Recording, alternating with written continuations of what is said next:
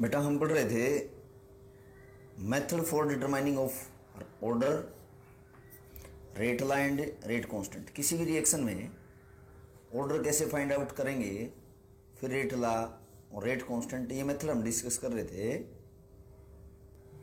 Last के lecture में graphical method initial rate law method and integrated rate law method ये हम पढ़ चुके हैं। आज हम पढ़ेंगे हाफ लाइफ मेथड। तो फोर्थ है इसमें half life method. Half life time कितना होता है बेटा? जितने टाइम में रिएक्टेंट की अमाउंट कितनी हो, हाफ बच जाए, उतने टाइम को हम क्या बोलते हैं? Half life method. इस हाफ लाइफ मेथड के दो आगे सब मेथड है। एक तो है सब्स्टिट्यूशन मेथड,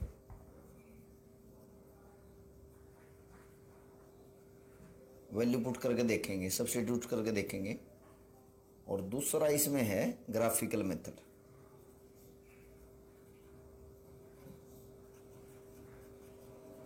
देखो क्या करेंगे, फर्स्ट आपका ये ए है सब्स्टिट्यूशन मेथड, दूसरा है इसमें ग्राफिकल मेथड। तो मैं फर्स्ट की बात कर रहा हूं, पहले ए है आपका सब्स्टिट्यूशन मेथड।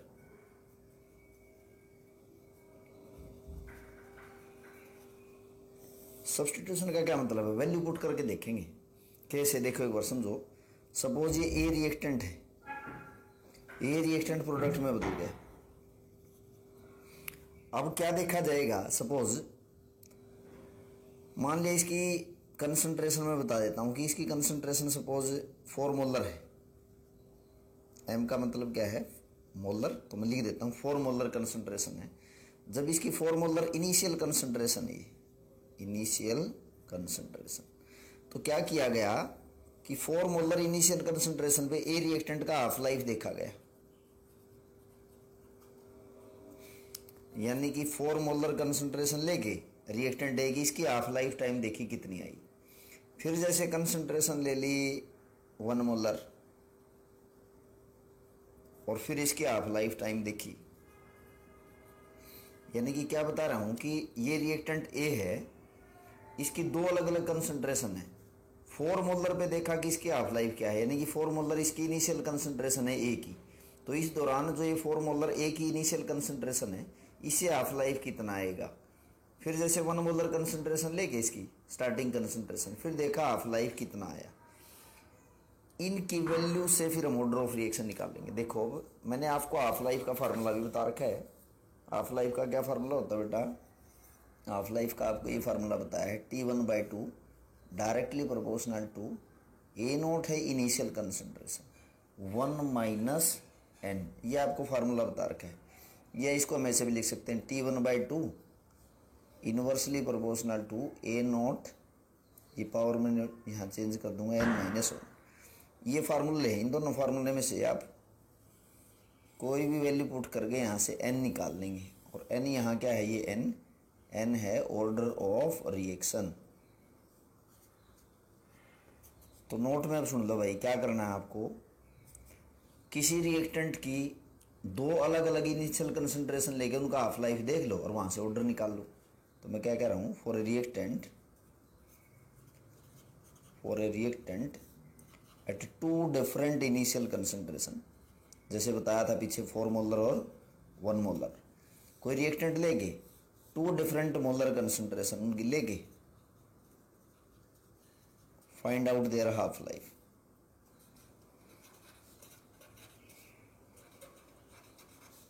उनकी हाफ लाइफ डिटरमाइन करो और वहां से आप क्या निकाल सकते हो? ऑर्डर निकाल सकते हो। जैसे मैं ये कहूँगा कि कोई रिएक्टेंट है, ये प्रोडक्ट में बदल गया, इसकी C1 कंसंट्रेशन पे जो हाफ लाइफ बनेगी, C1 कंसंट्रेशन है, इसकी हाफ लाइफ बनेगी T1/2 फर्स्ट, इसकी हाफ लाइफ बनेगी C1 कंसंट्रेशन। और जैसे C2 कंसंट्रेशन पे इसकी हाफ लाइफ बन जाती है जैसे सेकंड हाफ लाइफ नहीं, क्योंकि C2 कंसंट्रेशन पे हाफ लाइफ उसको मैं 2 बोल रहा हूँ। तो अब सपोज ये रिएक्टेंट आपने R मानना है, तो इसको जैसे A से मानोगे तो A से ले लो ताकि आपको समझना आसान हो जाएगा। ये A कोई रिएक्टेंट है, ये प्रोडक्ट में बदलता है, तो C1 कंसंट्रेशन है T1 टाइम पे और C2 कंसंट्रेशन है T2 टाइम पे, और T1/2 क्या है? इसका हाफ लाइफ है। तो अब यहाँ से आप हाफ लाइफ निकाल सकते हो। तो जैसे मैं कहूँगा, जैसे मैं लिख सकता हूँ T1/2 हाफ लाइफ, जैसे मैंने ये कह दिया कि इनिशियल कंसंट्रेशन जब फर्स्ट है ना, उस दौरान इसकी half life directly proportional to 1/A0, और A0 मैं इसको ऐसे लिखूँगा T1/2 first directly proportional to 1/A0, इसकी कंसंट्रेशन जैसे मैंने कह दी फर्स्ट, और इसकी पावर है n-1। ऐसे ही T1/2 यानी कि दो अलग अलग इनिशियल कंसंट्रेशन लेके उनकी हाफ लाइफ निकाल रखी है, तो 1/A0 सेकेंड n-1। तो क्या मैं लिख सकता हूँ T1/2 फर्स्ट, जैसे दो इक्वेशन बना ली मैंने, और T1/2 सेकेंड, कंपेयर किया जा रहा है इनको। और इस प्रोपोर्शनलिटी कांस्टेंट के लिए यहाँ बता रहा हूँ मैं, देखो T1/2 प्रोपोर्शनलिटी कांस्टेंट के लिए मैं K लिख रहा हूँ यहाँ पे 1/A0। ये K ध्यान रखना वेलोसिटी कांस्टेंट नहीं है, this K is not rate constant, ये सिर्फ प्रोपोर्शनलिटी कांस्टेंट है। जैसे रेट ऑफ रिएक्शन में हमने पढ़ा था ना, K रिप्रेजेंट रेट कांस्टेंट, तो ये रेट कांस्टेंट नहीं है, ये K क्या है, प्रोपोर्शनलिटी कांस्टेंट है, that is equal to K। तो मैं इसको लिख सकता हूँ A0 to n-1 bye K A0 1 n-1। तो ये तो कैंसिल हो गया बेटा, क्या बच गया यहाँ से, A0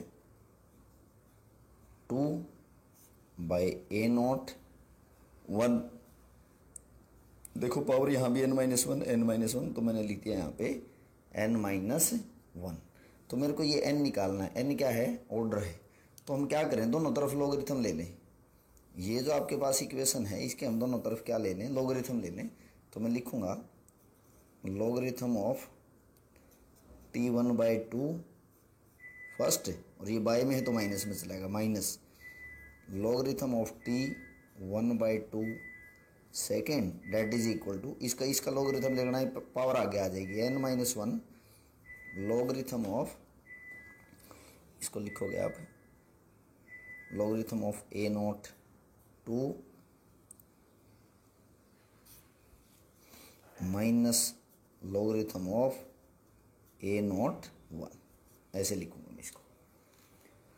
यानी कि इसके माइनस ये n-1, ये पावर आगे n-1 logarithm A0 2 minus logarithm of, अब मेरे को ये निकालना है, n निकालना है। देखो ये माइनस है, 1 क्या है, माइनस का है, तो उधर गया तो ये क्या हो जाएगा, प्लस का हो जाएगा।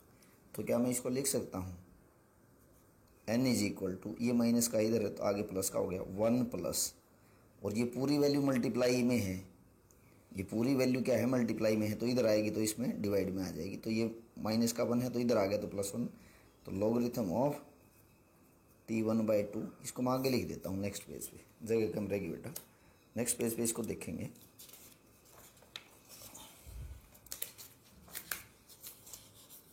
तो मैं इसको लिख सकता हूँ, दोबारा लिख के बता देता हूँ जो पिछले पेज पे लिखा था, logarithm of T1/2 first minus logarithm of T1/2 second, that is equal to n-1, और logarithm of A0 2 minus logarithm of A0 first, ऐसे हम लिख सकते हैं।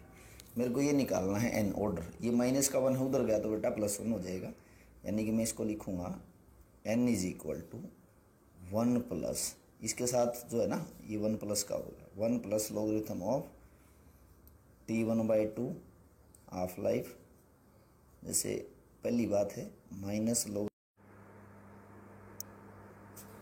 n is equal to 1 plus logarithm of T1/2 first minus logarithm of T1/2 second, by में ये value logarithm of A0 2 minus logarithm of A0 1। बेटा आप सिर्फ ये फार्मूला भी याद कर सकते हो, ज़रूरी नहीं कि वो सारे पीछे जो डेरिवेशन मैंने बताई है, यानी कि ये फार्मूला याद कर लेना, फार्मूला बेस्ड क्वेश्चन पूछे जाते हैं, पीछे वाली कोई जरूरी नहीं कि आपको ये फार्मूला ध्यान हो। n क्या है यहाँ पे, n है ऑर्डर ऑफ रिएक्शन, T1/2 क्या है? हाफ लाइफ टाइम फर्स्ट, यानी कि दो अलग, 1 और 2 क्यों लिखा है? जैसे बताया था आपको, रिएक्टेंट की दो अलग अलग इनिशियल कंसंट्रेशन लेके उनका हाफ लाइफ निकालना। ये दो अलग अलग इनिशियल कंसंट्रेशन है, उनके दो अलग अलग हाफ लाइफ है। यानी कि एक इनिशियल कंसंट्रेशन ये होगी, एक इनिशियल कंसंट्रेशन ये है, उन दोनों का ये हाफ लाइफ है। तो यहाँ हम क्या निकाल सकते हैं? ऑर्डर निकाल सकते हैं। ये तो था आपका सब्स्टिट्यूशन मेथड, वैल्यू पुट करके आपको निकालना है। दूसरा है आपका ग्राफिकल मेथड। न्यूमेरिकल जैसे आपको बताया था बेटा, numerical initial rate law method से आते हैं, उसके न्यूमेरिकल मैंने कराए भी। तो ग्राफ प्लॉट करके हम बता सकते हैं कि किस ऑर्डर की रिएक्शन है। देखो हाफ लाइफ टाइम हम कैसे लिखते हैं, मैंने अभी उससे पहले भी बताया इसमें। Half life time is directly proportional to 1/A0 और n-1, ऐसे हम हाफ लाइफ टाइम लिखते हैं। और इस प्रोपोर्शनलिटी कांस्टेंट के लिए मैं लिख रहा हूँ यहाँ पे k यहाँ पे ध्यान रखना, प्रोपोर्शनलिटी कांस्टेंट, प्रोपोर्शनलिटी कांस्टेंट है, ये रेट कांस्टेंट नहीं। 1/A0 n-1 ये है जैसे भाई। तो अब क्या करेंगे, आप अलग अलग ऑर्डर की रिएक्शन के लिए ग्राफ प्लॉट करके देखो। जैसे मैं अगर कहूँ कि जीरो ऑर्डर रिएक्शन है, zero order reaction, zero order reaction के लिए यानी कि वैल्यू क्या पुट करेंगे हम? 1 नहीं पुट करेंगे। तो आप क्या लिखोगे? T1/2 half life time is equal to k। देखो यहाँ अगर हम जीरो पुट करेंगे बेटा, तो 0-1 क्या हो गया? -1। इसको ऊपर लेके तो मैं इसको क्या लिखूंगा कि आप अगर ग्राफ प्लॉट करते हो, हाफ लाइफ टाइम क्या शुरू की कंसंट्रेशन पे डिपेंड करती है? बिल्कुल, डायरेक्टली प्रोपोर्शनल है। तो आप ग्राफ अगर प्लॉट करते हो हाफ लाइफ टाइम, ये जीरो ऑर्डर के लिए है और किसके बीच में? A0 के बीच में। तो एक लीनियर ग्राफ होगा जो कि ओरिजिन से शुरू होता है। और स्लोप की क्या वैल्यू होगी बेटा? स्लोप किसके इक्वल होगा? k के इक्वल होगा। तो हाफ लाइफ टाइम और अगर शुरू की कंसंट्रेशन के बीच में आप ग्राफ प्लॉट कर रहे हो तो कैसा ग्राफ आया? लीनियर, जिसमें स्लोप की क्या वैल्यू है? स्लोप की वैल्यू है k। अब ग्राफ नहीं बनाते y=mx, इस तरह का अगर। दूसरा है कि अगर आपके पास, ये तो जीरो ऑर्डर का है, जीरो ऑर्डर का इस तरह का ग्राफ आएगा। ग्राफ को देख के बताना है कि ये जीरो ऑर्डर की है। अगर फर्स्ट ऑर्डर की है, फर्स्ट ऑर्डर के लिए ग्राफ प्लॉट करना भाई, यहाँ पे वैल्यू पुट करना है। n की वैल्यू कितनी हो जाए? 1। 1 - 1 क्या होगा? 0। और किसी की पावर 0 है तो कितना वैल्यू? 1। तो इसका मतलब हम क्या लिखेंगे? जो T1/2 है that is equal to k A0 की पावर 0। तो भाई ये रिएक्शन अगर आपकी फर्स्ट ऑर्डर की है तो आप देखोगे हाफ लाइफ टाइम शुरू की कंसंट्रेशन पे डिपेंड नहीं करता। तो यहाँ मैं लिख भी देता हूँ, पहले बताया आपको, ग्राफ बना देता हूँ यहाँ पे। हाफ लाइफ टाइम जो है फर्स्ट ऑर्डर रिएक्शन की, वो शुरू की कंसंट्रेशन पे डिपेंड नहीं करती। यानी कि अगर आप ग्राफ प्लॉट करो किस किस के बीच में? हाफ लाइफ टाइम और इनिशियल कंसंट्रेशन में, तो बेटा एक बार देख के बताना इसको, क्या हाफ लाइफ टाइम इस पे डिपेंड करती है? देखो A0 की पावर कितनी है? 0, यानी कि हाफ लाइफ टाइम इस पे डिपेंड ही नहीं करती। तो एक पैरेलल लाइन आएगी which is parallel to the concentration axis. ये फर्स्ट ऑर्डर के लिए इस तरह का ग्राफ आएगा हाफ लाइफ और शुरू की कंसंट्रेशन में। और ये जीरो ऑर्डर का ग्राफ है, हाफ लाइफ टाइम और इनिशियल कंसंट्रेशन, इस तरह का ग्राफ आएगा लीनियर, जिसमें स्लोप की क्या वैल्यू होगी? k के इक्वल होगा। और फर्स्ट ऑर्डर रिएक्शन में जो हाफ लाइफ टाइम है वो इनिशियल कंसंट्रेशन पे डिपेंड नहीं करती। तो यही चीज़ मैं आगे नोट में लिख देता हूँ। ये पहले भी आपको बताया है कि किसी भी फ्रैक्शन की रिएक्शन हो, फर्स्ट ऑर्डर की बात है कि फर्स्ट ऑर्डर की रिएक्शन 1/n किसी भी फ्रैक्शन ऑर्डर है, तो यहाँ पे नोट में लिख रहा हूँ मैं, half life time of first order reaction, half life time of first order reaction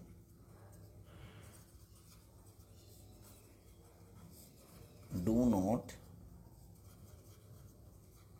depend on initial concentration। ये है जी। अब आपका ये मेथड हो गया आपका हाफ लाइफ मेथड। उसके बाद पांचवा मेथड आपके पास Ostwald isolation method, Ostwald isolation method. देखो इसमें क्या करना है आपको, जब एक से ज़्यादा रिएक्टेंट हो ना तो ओस्टवाल्ड आइसोलेशन मेथड हम यूज़ कर सकते हैं। It is used for more than one reactant. अगर किसी रिएक्शन में एक से ज़्यादा रिएक्टेंट है तो हम ये मेथड यूज़ कर सकते हैं। जैसे मैं लिख रहा हूँ कि आपके पास डिफरेंट डिफरेंट रिएक्टेंट हैं, जैसे ए रिएक्टेंट है, कोई बी रिएक्टेंट है या सी रिएक्टेंट, और ये प्रोडक्ट बनाते हैं, they are change into product. जैसे मैंने कह दिया कि इसका स्टोइचियोमेट्री कोफिशिएंट ए है, इसका बी है और इसका स्टोइचियोमेट्री कोफिशिएंट सी हो जाता है। तो हम ये कहेंगे इसमें आइसोलेशन मेथड में क्या देखा जाता है कि जैसे ए बी सी यहाँ पे 3 रिएक्टेंट है, ए बी सी आपके पास 3 रिएक्टेंट है। आप क्या करोगे, इन तीनों में से एक की कंसंट्रेशन तो रखोगे कम और जो बाकी 2 रिएक्टेंट है ना उनकी कंसंट्रेशन रखोगे बहुत ज़्यादा। सपोज मैं ये कह रहा हूँ बी और सी की कंसंट्रेशन वेरी हाई और ये जो ए है इसकी कंसंट्रेशन हम रखेंगे लो। अब देखो बेटा, रेट ऑफ रिएक्शन जो होता है ना किस पे डिपेंड करता है, आप पहले भी पढ़ के आए हो, मैकेनिज्म पढ़ के आए हो रिएक्शन का। Rate of reaction low concentration वाले रिएक्टेंट पे डिपेंड करता है। यानी कि ए बी सी 3 रिएक्टेंट ले लिए, तीनों में से आप क्या करो, किन्हीं भी 2 रिएक्टेंट की वैल्यू, जैसे एग्जांपल लिए 3, 2 भी हो सकते हैं, 4 भी हो सकते हैं। तो जैसे मैं कह रहा हूँ कि इन तीनों में से ए बी सी में से एक ही कंसंट्रेशन लो रख के इनकी कंसंट्रेशन सॉल्यूशन में बहुत ज़्यादा कर दी, तो रेट ऑफ रिएक्शन किस पे डिपेंड करेगा, सोच के बताना। रेट ऑफ रिएक्शन ए पे डिपेंड करेगा, क्योंकि रेट ऑफ रिएक्शन डिपेंड करेगा उस रिएक्टेंट के ऊपर जिसकी कंसंट्रेशन कम होती है। तो मैं क्या करूँगा, मैं ये कहूँगा rate of reaction will depend on A. तो इसका मतलब मैं क्या कहूँगा कि मैं ऑर्डर निकाल लूँगा यहाँ से, ऑर्डर विद रिस्पेक्ट टू ए। फिर मैं क्या करूँगा दूसरे स्टेप में, जैसे ये ए बी सी है, जैसे मैंने क्या करा, मैंने किया भाई ए और सी की कंसंट्रेशन, ए और सी की कंसंट्रेशन तो रखी ज़्यादा, और जो बी है, ये बी जो है इसकी कंसंट्रेशन रखी लो। तो अब रेट ऑफ रिएक्शन किस पे डिपेंड करेगा, बी पे। यानी कि ऑर्डर यहाँ किसके रिस्पेक्ट में आएगा, ऑर्डर आएगा विद रिस्पेक्ट टू बी। फिर हमने क्या किया, जैसे ये 3 रिएक्टेंट है ए बी सी, ए और बी की कंसंट्रेशन तो रखी ज़्यादा और सी की कंसंट्रेशन रखी लो, तो अब रेट ऑफ रिएक्शन इस पे डिपेंड करेगा। तो अब ऑर्डर आ जाएगा किसके रिस्पेक्ट में, ऑर्डर विद रिस्पेक्ट टू सी। यानी कि बेटा कंक्लूजन ये है, 3 रिएक्टेंट जैसे दे रखे ना, कोई भी 2 रिएक्टेंट की आपको कंसंट्रेशन ज़्यादा करके एक की कम करके वहाँ से उसी के रिस्पेक्ट में ऑर्डर निकाल लो जिसकी कंसंट्रेशन कम रखी है। जैसे पहले ए की कंसंट्रेशन कम करी तो ए के रिस्पेक्ट में ऑर्डर आ जाएगा, फिर बी की कंसंट्रेशन हमने लो रखी तो बी के रिस्पेक्ट में ऑर्डर आ जाएगा, सी की कंसंट्रेशन लो रखी तो सी के रिस्पेक्ट में ऑर्डर आ जाएगा। यानी तीनों रिएक्टेंट जो हैं, तीनों रिएक्टेंट के रिस्पेक्ट में आपने क्या निकाल लिया, ऑर्डर यहाँ से निकाल लिया, और तीनों के रिस्पेक्ट में ऑर्डर निकाल लिया। फिर तो हम रेट ला निकाल सकते हैं। जैसे ए के रिस्पेक्ट में ऑर्डर कह रहा हूँ मैं कि अल्फ़ा आ गया, बी के रिस्पेक्ट में ऑर्डर जैसे कि बीटा आ गया भाई, और सी के रिस्पेक्ट में जैसे ऑर्डर आ गया गामा। तो हम तो मैं रेट ला लिख सकता हूँ, rate is equal to k, A reactant था इसके रिस्पेक्ट में ऑर्डर अल्फ़ा, बी रिएक्टेंट था इसके रिस्पेक्ट में ऑर्डर बीटा, और सी रिएक्टेंट था इसके रिस्पेक्ट में ऑर्डर गामा। और ओवरऑल ऑर्डर भी हम निकाल सकते हैं। फिर ओवरऑल ऑर्डर कैसे निकाल लेंगे, alpha plus beta plus gamma, क्योंकि जितने भी एक्सपोनेंट या पावर होते हैं उसको हम क्या कर देते हैं, ऐड कर देते हैं। तो इस तरह से बेटा ये आपके 5 मेथड हो गए। बोर्ड एग्जाम में आपको इनिशियल रेट मेथड से या हाफ लाइफ टाइम से न्यूमेरिकल आ सकते हैं। ज़्यादा चांसेस होते हैं कि आपको जो कराए थे इनिशियल रेट मेथड से न्यूमेरिकल आते हैं। किस तरह के आते हैं वो मैं आपको करवा चुका हूँ। आगे टॉपिक हम पढ़ेंगे। जो ये टॉपिक है इसकी डेफिनेशन आप याद रखना, जो टॉपिक मैं कराऊंगा with example. Pseudo first order reaction, pseudo first order reaction. अब देखो सूडो का क्या मतलब होता है बेटा, सूडो का मतलब होता है फॉल्स। देखो इसमें एक बार कंसेप्ट को समझो। जैसे मैंने कह दिया कि ए और बी कोई 2 रिएक्टेंट है और ये जैसे प्रोडक्ट बनाते हैं। अब देखो अगर ए के रिस्पेक्ट में ऑर्डर 1 है और बी के रिस्पेक्ट में ऑर्डर 1 है, इसके रिस्पेक्ट में ऑर्डर कितना है 1 और इसके रिस्पेक्ट में ऑर्डर कितना है 1, तो मैं रेट ला इसका कैसा लिखूंगा, रेट ला में इसका लिखूंगा कि rate of reaction is equal to k, A के रिस्पेक्ट में ऑर्डर 1 है और बी के रिस्पेक्ट में भी ऑर्डर 1 है, ऐसे मैं लिखूंगा। यानी कि इसकी भी पावर 1 है यहाँ पे और इसकी भी पावर 1 है, यानी कि सेकंड ऑर्डर रिएक्शन होगी। अब देखो भाई, इन दोनों में से अगर एक रिएक्टेंट की अमाउंट में ज़्यादा ले लूँ, या तो ए की कंसंट्रेशन बहुत ज़्यादा कर दूँ या बी की कंसंट्रेशन बहुत ज़्यादा कर दूँ, तो इससे पहले वाले टॉपिक में ही बताया, जैसे ओस्टवाल्ड आइसोलेशन मेथड में, इन दोनों में से अगर ए की कंसंट्रेशन ज़्यादा कर दी तो रेट ऑफ रिएक्शन किस पे डिपेंड करेगा, बी पे, ए पे डिपेंड नहीं करता। यानी कि रिएक्शन में रेट ऑफ रिएक्शन उस पे डिपेंड नहीं करता जिसकी कंसंट्रेशन ज़्यादा होती है, किस पे डिपेंड करेगा, उस पे जिसकी कंसंट्रेशन कम होगी। तो मैं ये कह रहा हूँ कि अगर इनमें से कोई ए या बी में से, फ्रॉम ए और B, if one of the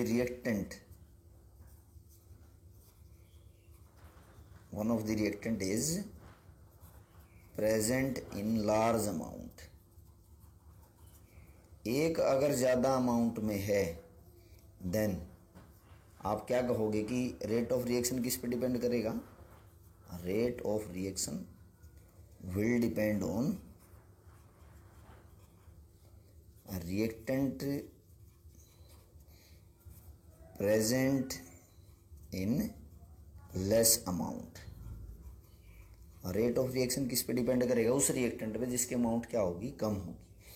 और ध्यान रखना भाई, सॉल्वेंट जब होगा ना, सॉल्वेंट हम रिएक्शन में यूज़ करते हैं, जैसे वाटर यूज़ कर लिया और कोई सॉल्वेंट यूज़ कर लिया हमने, तो वो सॉल्वेंट एक्सेस में अगर रहेगा ना, तो सॉल्वेंट की कंसंट्रेशन ही हम कांस्टेंट कह देंगे, दूसरा जो रिएक्टेंट बच जाएगा उसके ऊपर रेट ऑफ रिएक्शन डिपेंड करेगा। तो जैसे मैं कह रहा हूँ कि अगर यहाँ पे बी रिएक्टेंट एक्सेस में हो तो ऑर्डर रेट ऑफ रिएक्शन सिर्फ किस पे डिपेंड करेगा, ए पे। दिखने में तो आपको कैसी लग रही है, ये सेकंड ऑर्डर की रिएक्शन, क्योंकि इसके रिस्पेक्ट में भी ऑर्डर 1 है, इसके रिस्पेक्ट में भी ऑर्डर 1 है। बट मैं ये कह रहा हूँ कि जब इन दोनों में से एक की कंसंट्रेशन हम बहुत ज़्यादा ले लेंगे, तो जिसकी रिएक्टेंट की कंसंट्रेशन ज़्यादा ले लेंगे उसके ऊपर रेट ऑफ रिएक्शन डिपेंड नहीं करेगा। तो किस पे डिपेंड करेगा, जिसकी कंसंट्रेशन लेस अमाउंट में होगी उस पर डिपेंड करेगा। तो अब मैं इसको डिफाइन कर रहा हूँ, pseudo first order reaction. Pseudo first order reaction क्या है, रिएक्शन में जो कि वास्तविक तौर पे आपको हो, वास्तविक तौर पे ये फर्स्ट ऑर्डर की नहीं है, बट कब फर्स्ट ऑर्डर की बनी, जब आपने कंडीशन बदल दी हो। क्या कंडीशन बदल दी, एक रिएक्टेंट आपने ज़्यादा अमाउंट में ले लिया हो, तो ऐसी रिएक्शन को हम क्या बोल लेंगे, सूडो फर्स्ट ऑर्डर रिएक्शन। इसकी डेफिनेशन और विद एग्जाम्पल ये इम्पोर्टेंट है। तो आप कहोगे those reactions which are not actually of first order, वास्तविक तौर पे तो ये फर्स्ट ऑर्डर की थोड़ी थी, जब आपने कंडीशन बनाई तब ये फर्स्ट ऑर्डर की बनी। तो those reaction which are not actually of first order but under some condition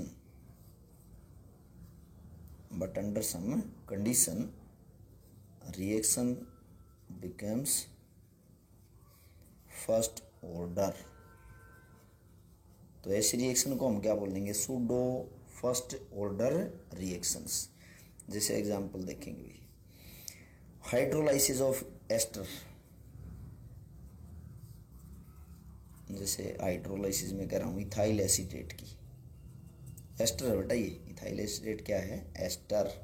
और एस्टर क्या होते हैं, आप पढ़ के आए हो बड़ी लोअर क्लासेस से, RCOR क्या होते हैं बेटा, एस्टर। और हाइड्रोलाइसिस है तो वाटर की प्रेजेंस में रिएक्शन होगी। ये जैसे आपके पास इथाइल एसीटेट है, देखो ये ग्रुप हो गया RCOOR। तो सबसे पहले इस R का नाम लिखते हैं, 10वीं क्लास में नाम रखना सीख के आए। तो ये इथाइल ग्रुप है और ये 2 कार्बन वाला क्या हो गया, एसीटेट। तो इसका नाम क्या है, इथाइल एसीटेट। वाटर के साथ जब भी रिएक्शन करेगा, और एसिड की प्रेजेंस में, H+ आयन का क्या मतलब है, एसिड की प्रेजेंस में रिएक्शन है, तो ये कंपाउंड हाइड्रोलाइज हो जाएगा। हाइड्रोलाइज होके क्या बनाएगा, एक तो बनाएगा एसिटिक एसिड और एक बनाएगा इथेनॉल। अब देखो ये रिएक्टेंट आप देख रहे हो कि जो ये रिएक्शन मैंने लिख दी, यहाँ पे जो रिएक्शन लिखी है ये बाई मोलिकुलर है, क्योंकि दो मोलिक्यूल हैं रिएक्शन में। ये रिएक्शन बाई मोलिकुलर है एंड फर्स्ट ऑर्डर की है। देखो मैंने मोलिकुलरिटी ऑफ रिएक्शन भी आपको करवा रखा है, ऑर्डर भी करवा रखा है डेफिनेशन में। दोनों में ऑर्डर और मोलिकुलरिटी में आपको डिफरेंस भी कराया था। ये रिएक्शन बाई मोलिकुलर है, इन दोनों पे ये दोनों मोलिक्यूल पार्टिसिपेट करते हैं रिएक्शन में, और फर्स्ट ऑर्डर की रिएक्शन है। क्यों? क्योंकि यहाँ जो ये वाटर ले रखा है ना, ये वाटर यहाँ पे एक्सेस में ले रखा है। एक्सेस में अगर ले रखा तो आप बताना क्या इसके वाटर के ऊपर रेट ऑफ रिएक्शन डिपेंड करेगा? बिल्कुल भी नहीं, इस पे डिपेंड करेगा, क्योंकि इसकी कंसंट्रेशन कम है। तो इस रिएक्शन का अगर रेट लॉ लिखा जाए, इस रिएक्शन का हम रेट लॉ लिखेंगे तो कैसे लिखूंगा? रेट इज इक्वल टू के, इसी पे डिपेंड करेगा, सिर्फ इथाइल एसीटेट पे ही रेट ऑफ रिएक्शन डिपेंड करता है, और इसके रिस्पेक्ट में ऑर्डर 1 है, तो ये रिएक्शन कैसी होगी? First order reaction, but by molecular है। नेक्स्ट एग्जांपल एक और देखोगे, hydrolysis of sucrose in acidic medium. Hydrolysis of sucrose in acidic medium. अब देखो बेटा, सुक्रोज का क्या फार्मूला होता है? सुक्रोज का फार्मूला होता है C12H22O11, ये है सुक्रोज। और अगर इसकी हाइड्रोलाइसिस होती है एसिडिक मीडियम में, H+ आयन का क्या मतलब है? एसिडिक मीडियम, तो ये हाइड्रोलाइज होकर ग्लूकोज और फ्रुक्टोज बनाता है। C6H12O6 ये ग्लूकोज है, और एक इसमें बनता है फ्रुक्टोज। दोनों का फार्मूला सेम होता है ग्लूकोज और फ्रुक्टोज का, C6H12O6 C6H12O6, तो ये फ्रुक्टोज बनी। अब आप देख रहे हो कि जो ये रिएक्शन है, आप देखोगे कि इसकी कंसंट्रेशन एक्सेस में, तो क्या बेटा रेट ऑफ रिएक्शन वाटर पे डिपेंड करेगा? नहीं करेगा। तो रेट लॉ में हम सिर्फ क्या लिखेंगे? रेट लॉ में हम सिर्फ सुक्रोज की कंसंट्रेशन लिखेंगे। तो इसका अगर मैं रेट लॉ लिखूंगा ना, तो मैं ऐसे लिखूंगा, रेट इज इक्वल टू के, सिर्फ इस पे डिपेंड करेगा C12H22O11। आप देखोगे कि वाटर के ऊपर रेट ऑफ रिएक्शन डिपेंड नहीं करेगा, क्योंकि ये, अब देखो वास्तविक तौर पे ये फर्स्ट ऑर्डर की नहीं थी, सेकंड ऑर्डर की रिएक्शन थी, बट इसकी कंसंट्रेशन ज़्यादा ले ली, तो रेट ऑफ रिएक्शन इस पे डिपेंड नहीं करेगा, सिर्फ इसी पे डिपेंड करेगा। तो ये रिएक्शन कौन सी बन गई? फर्स्ट ऑर्डर की रिएक्शन बन गई। कब? जब एक रिएक्टेंट आपने ज़्यादा अमाउंट में इसमें यूज़ कर लिया, तो ये बनी है। एक्चुअली तो नहीं थी, एक्चुअली तो ये सेकेंड ऑर्डर की थी, बट जब कंडीशन आपने बदल दी। कैसी कंडीशन? एक रिएक्टेंट एक्सेस अमाउंट में आपने यूज़ कर लिया।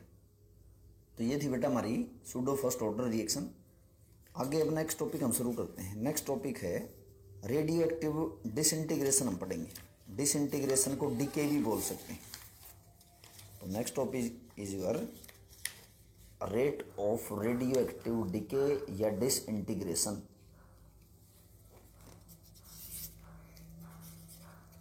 Rate of radio active decay और डिसइंटीग्रेशन भी इसको हम बोल सकते हैं।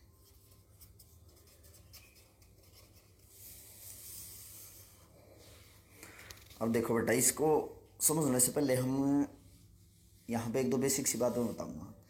देखो रेडियो एक्टिविटी क्या होती है? What is meaning of radio activity? देखो क्या होता है कि कुछ एलिमेंट्स ना, सम एलिमेंट्स जिनका न्यूक्लियस अनस्टेबल होता है, एमिट रेडिएशंस। कुछ एलिमेंट रेडिएशन एमिट्स करते हैं। कौन से रेडिएशंस में क्या होगा? जैसे अल्फा, बीटा और ये गामा रेडिएशंस एमिट करते हैं। तो कुछ एलिमेंट्स जिनका न्यूक्लियस अनस्टेबल होता है, तो वो क्या करते हैं? रेडिएशन एमिट करते हैं, अल्फा बीटा गामा रेडिएशन या पार्टिकल्स हम बोल देंगे। तो ये जो फिनोमिना है या जो प्रोसेस फिनोमिना है जिसमें कोई एलिमेंट रेडिएशंस या ये रेडियो एक्टिव पार्टिकल एमिट करते हैं, तो उसको हम क्या बोलते हैं? Radio activity. और जो एलिमेंट ऐसा करते हैं उनको रेडियो एक्टिव एलिमेंट्स बोलते हैं। जैसे आपने यूरेनियम सुना होगा, थोरियम सुना होगा कि ये अपने अंदर से रेडिएशंस एमिट करते हैं, alpha beta gamma particles emit करते हैं। तो ये जो एलिमेंट्स हैं जो भी ऐसा करेंगे वो रेडियो एक्टिव एलिमेंट्स हो जाएंगे। तो रेडियो एक्टिविटी क्या है बेटा? Phenomena in which elements emit alpha beta and gamma particles. ठीक है, यानी कि रेडिएशन से एमिट करते हैं। और जो एलिमेंट्स ऐसा करेंगे, जो एलिमेंट्स ऐसा करते हैं, मैं कह रहा हूं कि दोज एलिमेंट्स विच एमिट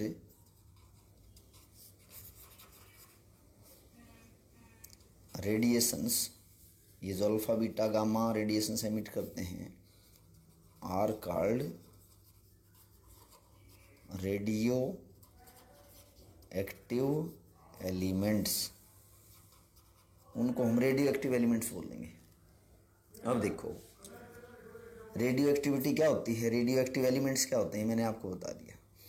अब ये जो रेडियो एक्टिविटी है बेटा, रेडियो एक्टिविटी जो है ये नेचुरल भी होती है और आर्टिफिशियल भी होती है। नेचुरल भी होती है और आर्टिफिशियल भी होती है। नेचुरल मतलब नेचर अपने आप में कुछ एलिमेंट ऐसे होते हैं जो alpha beta gamma radiation emit करते हैं, पार्टिकल्स एमिट करते हैं। आर्टिफिशियल का क्या मतलब है, वो ऐसा करेंगे नहीं, हम उनको बना सकते हैं रेडियो एक्टिव। तो नेचुरल में क्या देखोगे कि नेचुरल मीन्स अपने आप ही, जैसे कुछ एलिमेंट है, जैसे मैंने कहा यूरेनियम, थोरियम है, ये एलिमेंट्स अपने अंदर से रेडिएशन एमिट कर सकते हैं। आर्टिफिशियल में क्या होगा, आर्टिफिशियल में क्या है जी, कुछ कोई एलिमेंट है, सपोज ये कोई एक्स एलिमेंट है, एक्स एलिमेंट है, ये आपका रेडियो एक्टिव नहीं, तो हम क्या करेंगे, इस एक्स एलिमेंट की बोmbardment कराएंगे। बोmbardment का मतलब क्या है, कोलिजन कराएंगे इस एक्स एलिमेंट की, किसके साथ, जैसे सब एटॉमिक पार्टिकल्स नहीं आपका, जैसे न्यूट्रॉन हो गया, प्रोटॉन है, न्यूट्रॉन या प्रोटॉन के साथ बोmbardment करवा के इस एक्स एलिमेंट को हम रेडियो एक्टिव बना सकते हैं। ये किस में बदल जाएगा, रेडियो एक्टिव आइसोटोप्स में बदल जाएगा। यानी कि ये खुद रेडियो एक्टिव नहीं था, कोई एक्स एलिमेंट है, हमने क्या करा, बोmbardment कराई न्यूट्रॉन या प्रोटॉन के साथ, तो ये एक्स एलिमेंट कैसा हो गया, रेडियो एक्टिव हो जाता है। ठीक है, जैसे एग्जाम्पल मैं कह रहा हूँ, नेपच्यूनियम है, प्लूटोनियम है, जैसे एग्जाम्पल है नेपच्यूनियम है, प्लूटोनियम है। यूरेनियम के बाद वाले यूरेनियम से ही बनाए गए, आर्टिफिशियल हूँ, एनपी एलिमेंट है, आर्टिफिशियल रेडियो एक्टिव है। ये प्लूटोनियम है, these are artificial radio active elements. अब देखो क्या होता है, अब अगली बात पे आ जाओ, ये तो बेसिक सी बात बताई इसके बारे में। अब जो रेडियो एक्टिविटी होती है, जो ये रेडियो एक्टिविटी होती है, एक्सपेरिमेंटली ये पाया गया, जब एक्सपेरिमेंट किए गए कि जो रेडियो एक्टिव डिसइंटीग्रेशन है, डिसइंटीग्रेशन का क्या मतलब, टूटता जाता है। जैसे मैं कह रहा हूँ कि एक्स एलिमेंट है, ये alpha beta gamma radiation emit करेगा, तो ये क्या हो रहा है, ये एक्स एलिमेंट डिसइंटीग्रेशन हो रहा है, डीके हो रहा है, डिकम्पोज होता है। तो जो ये रेडियो एक्टिविटी है, एक्सपेरिमेंटली ये पाया गया कि ये फर्स्ट ऑर्डर की रिएक्शन होती है, these are first order reaction. तो फर्स्ट ऑर्डर रिएक्शन के लिए हम क्या कर सकते हैं जी, रेट कांस्टेंट हम निकाल सकते हैं। रेट कांस्टेंट के लिए आपके पास इक्वेशन क्या थी, फर्स्ट ऑर्डर की रिएक्शन ध्यान करो जो आपको करवाई थी, integrated rate equation, rate constant is equal to 2.303 by time logarithm of A not by A. ये कराई है मैंने आपको, इंटीग्रेटेड रेट इक्वेशन कराई थी फर्स्ट ऑर्डर की। बट यहाँ ए नॉट ओवर ए की जगह मैं क्या लिखूंगा, ए नॉट ओवर ए की जगह मैं लिखूंगा k is equal to 2.303 by t logarithm of n not over n लिखूंगा। एन नॉट क्यों लिखा, एन नॉट का क्या मतलब है जी, इसके इनिशियल एलिमेंट्स है, मतलब स्टार्टिंग में आपने कितना लिया है वो अमाउंट कह रहा हूँ यहाँ पे, और ये है आपके पास एन, यानी कि ये मैं कह रहा हूँ एन नोट का क्या मतलब है, इनिशियल अमाउंट ऑफ एटम्स, किसके, of radio active element. Radio active elements के इनिशियल अमाउंट में कितना था ये, और ये एन क्या है, आफ्टर टाइम टी। देखो टी टाइम के बाद ये बच जाएगा, आफ्टर टाइम टी ये इसकी अमाउंट बच गई। ये तो स्टार्टिंग की अमाउंट है, किसकी, रेडियो एक्टिव एलिमेंट की, और ये कुछ समय के बाद, कितने समय के बाद, वो टाइम यहाँ पे पुट कर देंगे। तो इस फार्मूले से हम क्या निकाल सकते हैं, रेट कांस्टेंट निकाल सकते हैं। और जैसे कि अगर फर्स्ट ऑर्डर रिएक्शन है रेडियो एक्टिव डिसइंटीग्रेशन, तो फर्स्ट ऑर्डर रिएक्शन का हाफ लाइफ टाइम भी हम पढ़ के आए हैं। हाफ लाइफ टाइम किसके इक्वल होता है, 0.693/k। ये डेरिवेशन भी हम पढ़ के आए हैं। Half life time of first order reaction that is equal to 0.693/k, यानी कि इनिशियल अमाउंट के ऊपर डिपेंड नहीं करती। देखो रेडियो एक्टिविटी जो है उसका हाफ लाइफ टाइम, यहाँ कहीं इनिशियल अमाउंट लिखी है रिएक्टेंट की, देखो ये रेट कांस्टेंट लिखा है सिर्फ, ये तो न्यूमेरिकल वैल्यू। तो half life time first order की शुरू के अमाउंट पे डिपेंड नहीं करती, वो चाहे रेडियो एक्टिव एलिमेंट ही क्यों ना हो, ठीक है। तो हम कह सकते हैं ऐसे।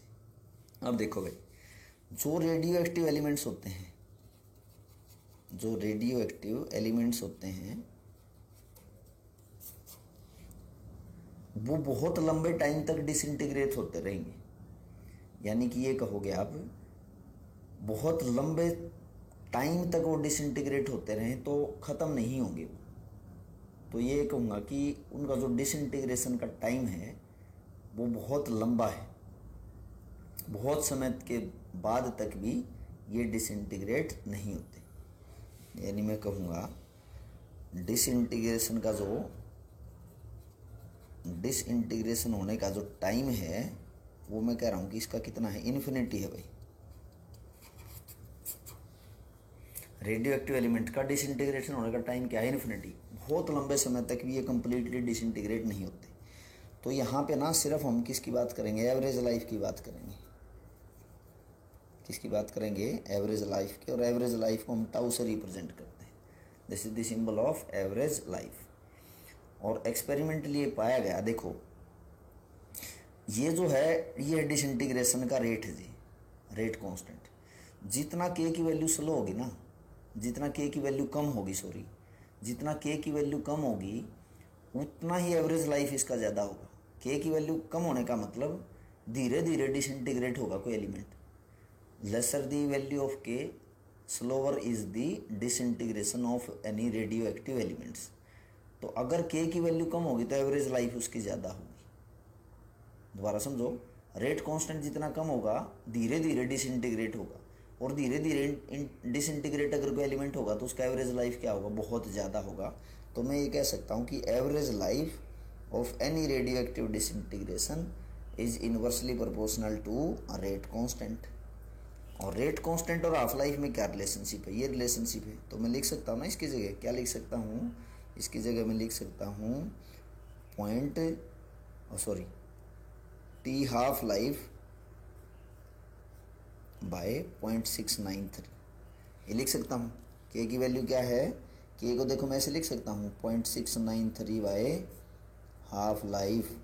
के की वैल्यू है ना 0.693 बाय हाफ लाइफ, इसको यहाँ लेगी, इसको यहाँ लेगी, तो के की वैल्यू पुट कर दी 0.693 बाय हाफ लाइफ। अब देखो ये है 1.1 बाय 0.693, एक को 0.693 से 693 से डिवाइड करोगे तो वैल्यू आई 1.44 इंटू क्या है, हाफ लाइफ। यानी कि एवरेज लाइफ अगर आपको निकालनी हो तो किसके इक्वल होगी, 1.44 इंटू T1/2। ये एवरेज लाइफ का फार्मूला बन गया। तो एवरेज लाइफ यहाँ से आप बड़ी से आसानी से इसमें निकाल सकते हो। तो इससे रिलेटेड बेटा हम न्यूमेरिकल देखेंगे अब, और एनसीईआरटी का न्यूमेरिकल है, ये पूछा भी जा सकता बोर्ड एग्जाम में। देखो फर्स्ट ऑर्डर काइनेटिक्स है, न्यूमेरिकल है, जैसे बेटा ये बता रहा हूँ कि एनसीईआरटी का न्यूमेरिकल है। क्वेश्चन है the half life time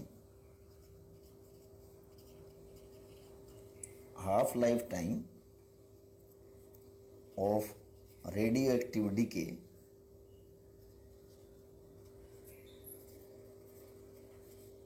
is carbon 14 का इज 5730 ईयर्स। एक बार स्टेटमेंट लिख देता हूँ फिर समझाता हूँ। एन आर्कियोलॉजिकल, देखो जो ट्रीज होते हैं ना उनकी भी एज निकाली जा सकती है। कार्बन 12 डेटिंग से एज निकाली जा सकती है ट्रीज की, या रॉक्स की भी हम निकाल सकते हैं। An archaeological artefact contain wood that have only 80% of C14 in living tree.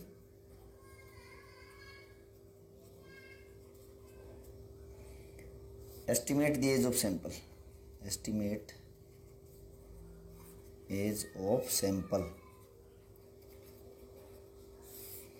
देखो क्या है कि इसमें क्या देखना कि एक आपके पास ट्री है, एक आपके पास क्या है, ट्री है।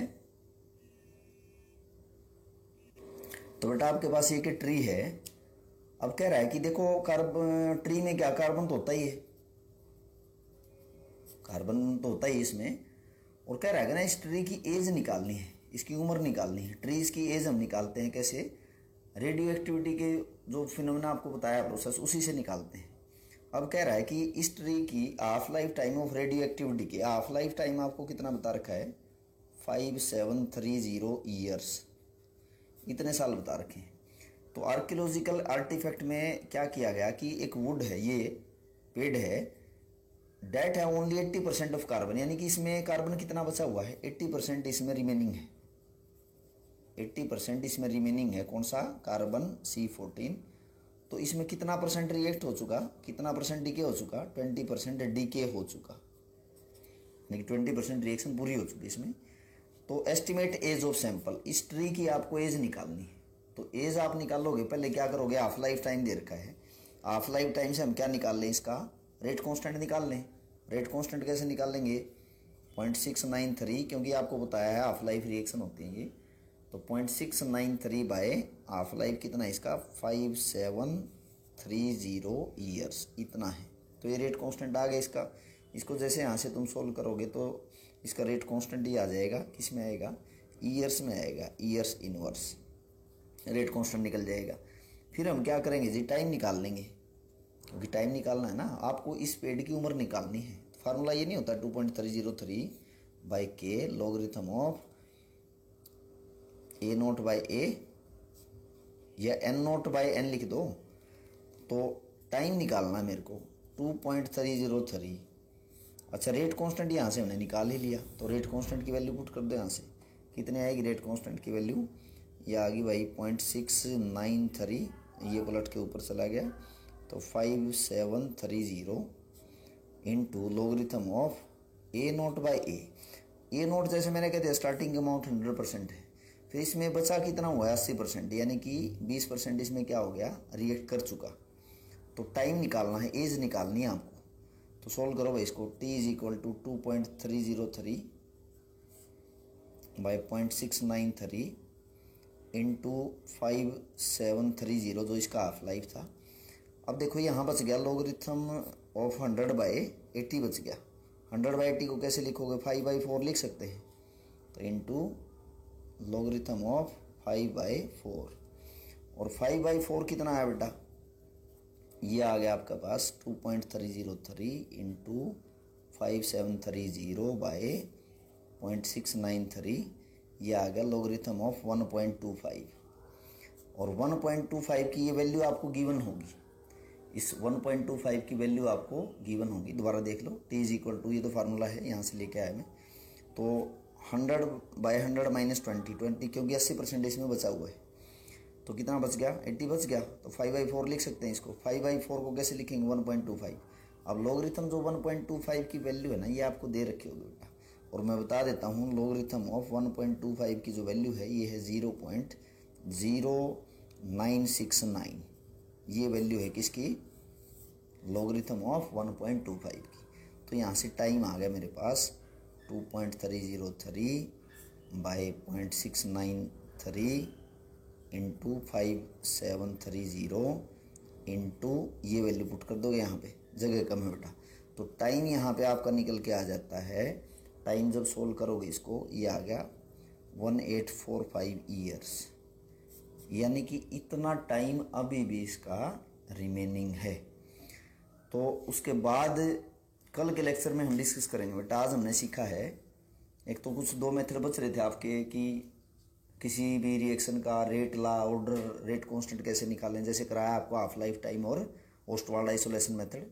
फिर आपको सूडो फर्स्ट ऑर्डर रिएक्शन कराई है, फिर उसके बाद आपको rate of radio active disintegration कराया है और उसका न्यूमेरिकल। आगे कल के लेक्चर में, नेक्स्ट लेक्चर में हम क्या सीखेंगे? नेक्स्ट लेक्चर में हम सीखेंगे, एक तो एक्टिवेशन एनर्जी सीखेंगे, एक्टिवेशन एनर्जी क्या होती है, और उसके बाद फिर हम सीखेंगे जो रेट ऑफ रिएक्शन है उसके ऊपर टेम्परेचर का क्या इफेक्ट होगा। तो बने रहिए नेक्स्ट लेक्चर में इन सभी को सीखने के लिए।